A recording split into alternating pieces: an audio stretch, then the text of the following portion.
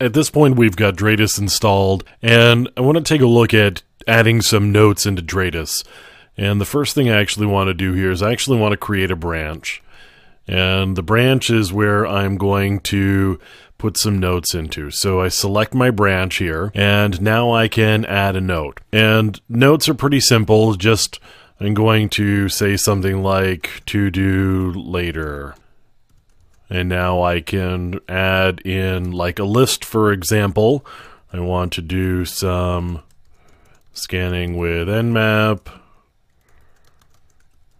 testing with Nessus and Nexpose, and exploiting with Metasploit. So now I can take a look at the preview, and this is what the note will actually look like. So I can save that there, and now I've got a note here, and if I just click on it, I've got to do later. Now, I've got some additional notes that I could add. I could say, for example, Nessus follow-up. And I could have a number of things that I actually wanted to follow up on.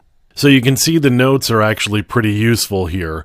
And of course I can have multiple branches, and I could say like new branch here. And then when I go to the new branch, I could add some more notes. So I've got a way to actually really put the data or information that I've got into an order that actually makes some sense for me. I could even add additional branches by just doing an add child here. So now I've got a child node, and I could say Nessus, for example. So now I've got something under here, and I could add a note into there and say Nessus follow-ups.